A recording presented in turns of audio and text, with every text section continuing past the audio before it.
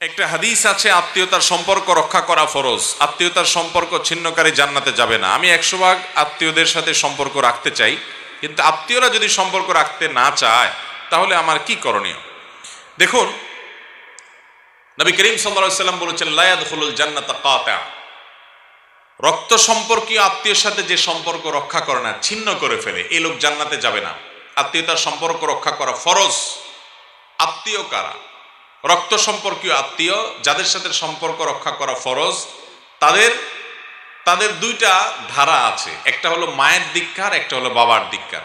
মায়ের দিককার আত্মীয়, বাবার দিককার আত্মীয় কারা? বাপ, দাদা, দাদার বাপ থাকলে তারা, দাদি, চাচা, ফুফু, চাচাতো ভাই বোন, এরা হলো বাপের দিককার আত্মীয়।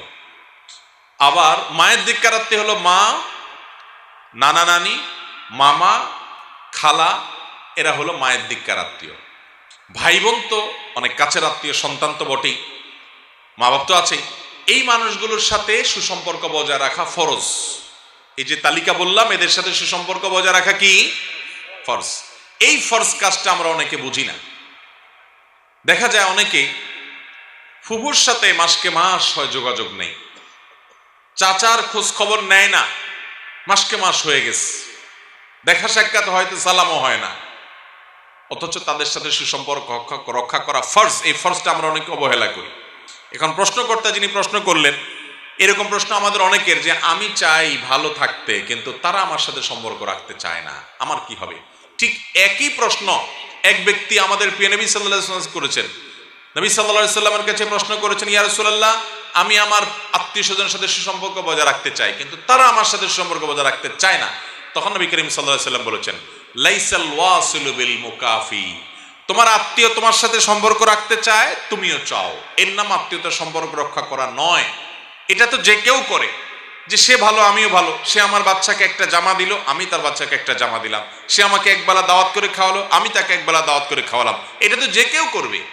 আত্মীয়তার সম্পর্কের রক্ষাকারী সে, যার আত্মীয় তাকে ইগনোর করে, তার সাথে মিশার ব্যাপারে আগ্রহ দেখায় না, কিন্তু সে নিজে থেকে আগ্রহ করে, সে মোহাব্বত করে, সে ভালোবাসা দেখায়, সে একটু তরকারি পাঠায়, সে একটু উপকার করার চেষ্টা করে, সে একটু খোঁজ খবর নেয়, সে একটু দোয়া করে, এটা হলো আত্মীয়তার সম্পর্ক রক্ষাকারী।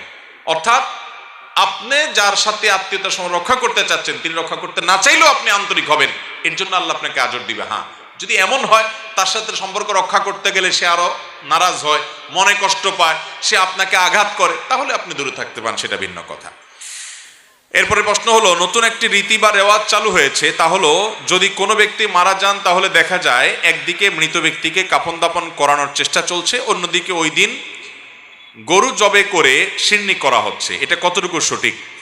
দেখুন, আমরা তো এতদিন শুনতাম মানুষ মারা যাওয়ার পর 3 দিন, 7 দিন, 40 নম্বর দিন, এতদিন পরে এলাকাবাসীকে গরু জবা করে শিরনি খাওয়ানো হতো, জিয়াফত খাওয়ানো হতো, খরচের খাবার ইত্যাদি হতো। এখন আবার নতুন করে শুনলাম মানুষ মারা গেছে একদিকে, আরেকদিকে নাকি তখনই গরু জবে এবং খাওয়া দাওয়া শুরু হয়। ভাইরা আমার, কোনো মানুষ মারা গেলে এটা তো বেদনার সময়, খাওয়া দাওয়া ফুর্তি ফার্তা এগুলো তো আনন্দের সময় হয়।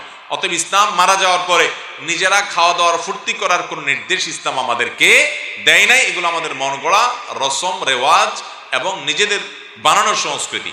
তবে হ্যাঁ, কোনো মানুষ মারা যাওয়ার পর ওই মৃত ব্যক্তির আত্মীয় স্বজন অনেক বেশি, তারা আসছেন, তখন এলাকাবাসীর কর্তব্য তাদেরকে খাওয়ানো। তাদের জন্য গরু জবে করলেন, ছাগল জবে করলেন, গোশত আনলেন, রান্নাবাড়া করলেন, সেটা ঠিক আছে, কিন্তু মারা গেছে যিনি, তার ছেলে মেয়ে, তার পরিবারের কাছে এলাকাবাসী খানা খাইলেন, এটা ইসলামের নির্দেশ নয়। পরিষ্কার কথা।